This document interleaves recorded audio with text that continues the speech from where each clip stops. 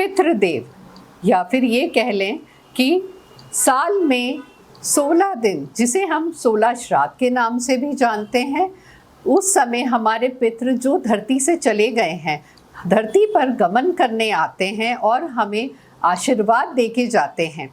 ऐसे में ये 16 दिन, जो कि इस बार 7 सितंबर पूर्णिमा से शुरू होंगे हमारे श्राद्ध और रहेंगे 21 सितंबर तक, अमावस तक।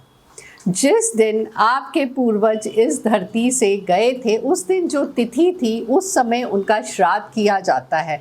सपोज प्रतिपदा दिन के गए थे तो पहले दिन श्राद्ध होगा, द्वितीया तिथि को गए थे तो दूसरे दिन श्राद्ध होगा। अगर आपको तिथि नहीं पता है तो सर्वपितृ अमावस के दिन 21 तारीख को इकट्ठा श्राद्ध किया जाता है। श्राद्ध होने से क्या होता है और इसमें कौन सी चीज़ें हमें इस्तेमाल करनी चाहिए?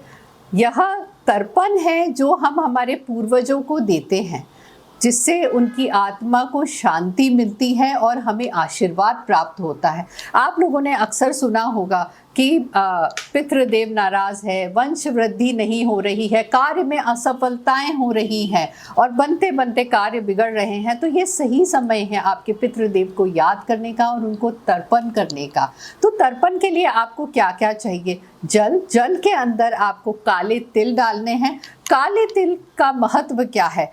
काले तिल जो है वह सीधा देव को अर्पित होते हैं और यह विष्णु देव की उत्पत्ति से ही हुए हैं काले तिल, तो यह सीधा देवताओं तक पहुंचता है, इसलिए जल में काले तिल डाले जाते हैं। तर्पण के समय कुशा, जी हाँ कुशा, जिसको कि वायु पुराण में ब्रह्मा विष्णु महेश का नाम दिया गया है, इसे अनामिका उंगली में धारण करते हैं। ऐसा कहते हैं कि कुशा धारण करके अगर अंगूठे से जल दिया जाए तो यह एक पवित्रता के साथ साथ सीधा हमारे पूर्वजों तक पहुंचता है।